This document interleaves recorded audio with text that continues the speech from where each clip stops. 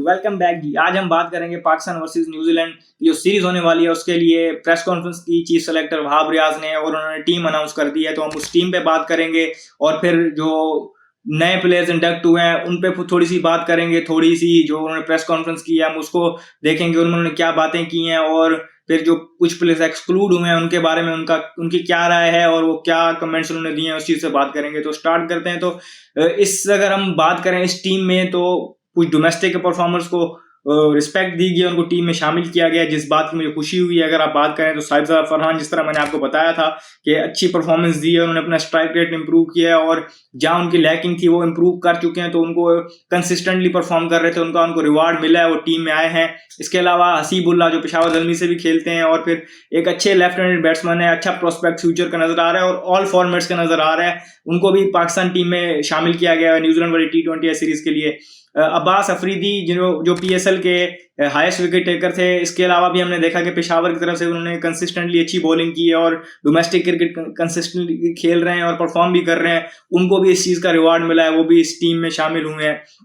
अगर हम बात करें यहाँ पर डोमेस्टिक के परफॉर्मर्स की, तो आजम खान को भी टीम में जगह मिली है। आजम खान भी इस टीम में शामिल हुए हैं और उनको भी जो उनका नेशनल T20 अच्छा गया या परफॉर्मेंस दी है, जो इम्पैक्ट उन्होंने ओवरऑल लीग क्रिकेट में दिखाया है, उसकी बेस पर according to chairman PCB, chief selector जो PCB के हैं वहाब रियाज, उन्होंने कहा कि हमने उन्हें शामिल किया गया। अब ये ऐसे नाम हैं जिन्होंने डोमेस्टिक में अच्छी परफॉर्मेंस दी और उस परफॉर्मेंस को मद्देनजर रखते हुए उनको टीम में शामिल किया है। आमिर जमाल का कमबैक हुआ है। लास्ट टाइम पे वो वर्ल्ड कप से पहले जो हमारी T20 सीरीज हुई थी इंग्लैंड के खिलाफ, जहां इंग्लैंड जब यहाँ आई हुई थी 5 T20 खेलने, उस T20 टीम में शामिल थे। उसके बाद अभी इस टीम में शामिल हो गए हैं। इसके अलावा अगर हम बात करें तो वही यूजुअल सस्पेक्ट नजर आ रहे हैं। रिजवान, बाबर, शाहीन अफरीदी कैप्टनसी कर रहे हैं, ऑब्वियसली अनाउंस हो चुके थे पहले। हारिस रऊफ हैं, फखर जमान हैं और जमान खान जो फास्ट बॉलर है वो भी शामिल हैं। साइम अयूब शामिल हैं।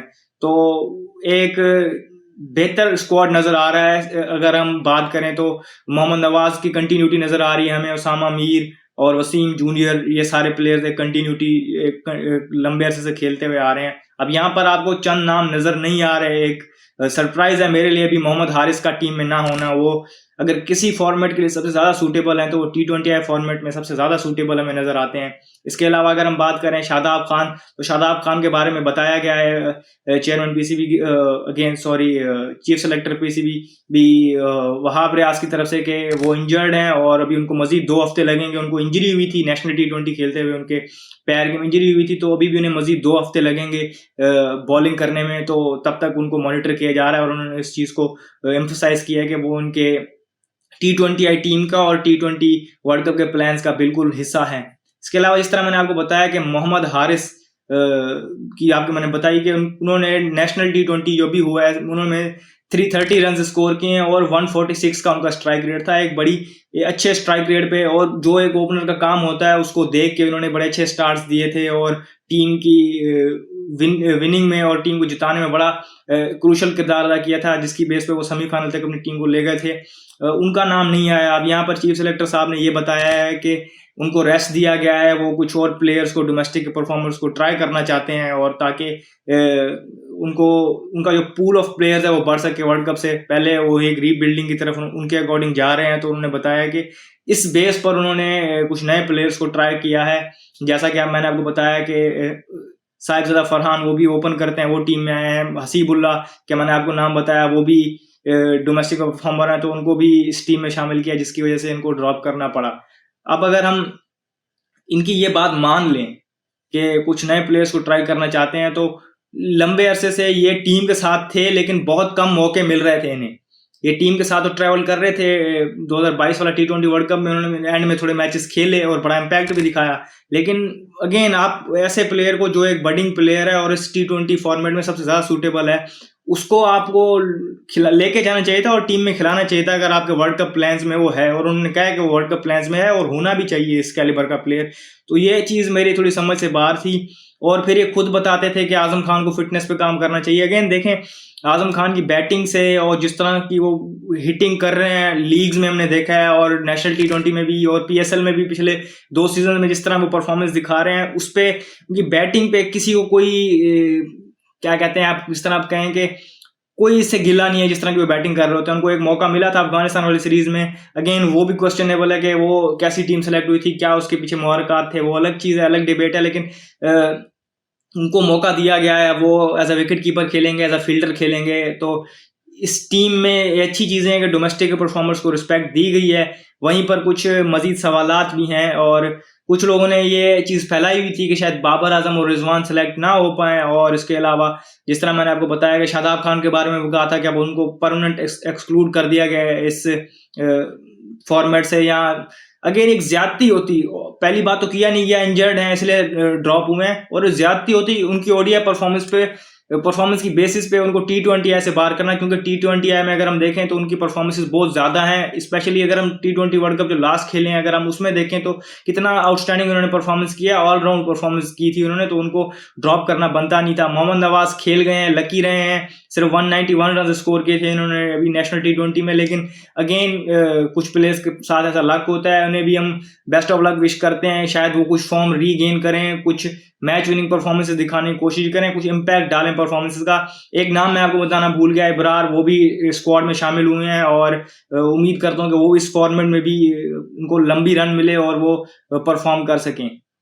अब अगर यहाँ पर बात की जाए, मैंने आपको आगे प्रेस कॉन्फ्रेंसेस के बारे में मैंने आपको बताया कि जिस तरह उन्होंने एक्सप्लेन की चीज़ें कि हारिस क्यों नहीं खेल रहे, शादाब क्यों नहीं खेल रहे, ये चीज़ें तो मैंने आपको बता दी। और वो नया स्क्वाड बिल्ड करना चाहते हैं, रीबिल्ड और पूल ऑफ प्लेयर्स बढ़ाना चाहते हैं, यहाँ तक तो मुझे बात समझ आती है। लेकिन एक सवाल यहाँ पर बहुत इंपॉर्टेंट है और बहुत की है कि कमरान अकमल उनके साथ बैठे हुए थे प्रेस कॉन्फ्रेंस में।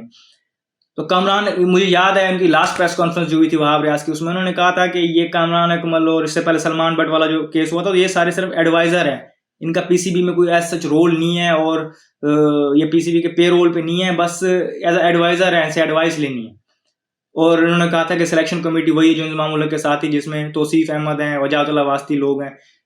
तो अगर हम बात करें, अगर सिलेक्शन कमेटी वो है तो वो क्यों नहीं बैठे हुए थे प्रेस कॉन्फ्रेंस में? बैठना तो उनको चाहिए था। कमरान अकमल किस हैसियत से बैठ गए प्रेस कॉन्फ्रेंस में? एडवाइजर हैं या आपकी कमेटी यही है?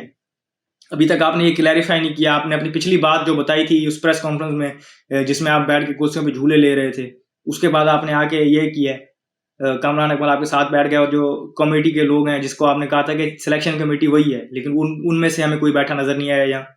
तो अगेन ये चीज़ें ऐसी होती हैं कि मैं अगेन आपको बता रहा हूँ, उससे मैंने आपको लास्ट वीडियो में बताया था कि कोई कम्युनिकेशन नहीं नज़र आ रही, और खुद अपने बयानात को, एक जो बयान देते हैं अगले बयान से उसको निगेट कर देते हैं, और एक प्रेस कॉन्फ्रेंस को अगली प्रेस कॉन्फ्रेंस खुद निगेट करते हैं। कोई कनेक्शन नज़र नहीं आ रहा था, कोई एक चीज़ें आप अब 10 चीज़ें अच्छी करेंगे, जब ऐसी चीज़ें आप लैक ऑफ कम्युनिकेशन करेंगे तो आप पे तनकीद होगी, और होनी भी चाहिए। मैंने आपको क्रेडिट दिया, जिस तरह आपने हसीबुल्लाह, अब्बास अफरीदी, साजिदा फरहान और डोमेस्टिक के परफॉर्मेंस को आप टीम में लेके आए, इस चीज़ की मैंने आपको शाबाशी दी, और लोग दे रहे हैं। अच्छा डिसीजन आपका। आपने एक डाइसी फैसला किया आजम खान को खिलाने का, हारिस को बात करने का, ये आप पे थोड़ी सी क्रिटिसिज्म हो रही होगी। और मैंने कहा है कि ये हमेशा मैं कहता हूँ कि सबको आप खुश नहीं कर सकते इस पोस्ट पे आके, इस बात से मैं आपकी एग्री करता हूँ। लेकिन ये तो आपके हाथ में है ना। आप यहाँ पर अगर आप नहीं बिठा रहे थे अपनी उस सिलेक्शन कमेटी को, जो कि अपेरेंटली है कि नहीं है, कितनी इन्वॉल्व है इसमें, ये भी किसी को नहीं पता, आप उनको नहीं बिठाना चाह रहे थे, तो ठीक है, तो कमरान अकमल को भी ना बिठाते, ये क्वेश्चन करना क्या, ये क्वेश्चन रेज ही ना होते और ये इशू दब जाता। लेकिन आपने वो उनको साथ बिठाया और प्रेस कॉन्फ्रेंस की, और फिर उनसे सवाल लोगों ने पूछे, उमर अकमल के भी। ये तो कॉन्फ्लिक्ट ऑफ इंटरेस्ट की आपने पिछली बार भी बात की थी, नेपोटिज्म की, तो यहाँ भी तो वो बात आएगी। खैर ये पीसीबी है, यहाँ तो ऐसी चीज़ें चलती रहती हैं। मैं हमेशा ये बात करता रहूँगा जब तक ये हैं कि ना ये चेयरमैन जो है मेरिट पे आए हैं, और ना ये वहाब रियाज साहब खुद मेरिट पे आए हैं, तो क्या ही बात करने की उनको। इस वीडियो में फिलहाल इतना ही, मुझे दीजिए इजाज़त। शुक्रिया, अल्लाह हाफ़िज़।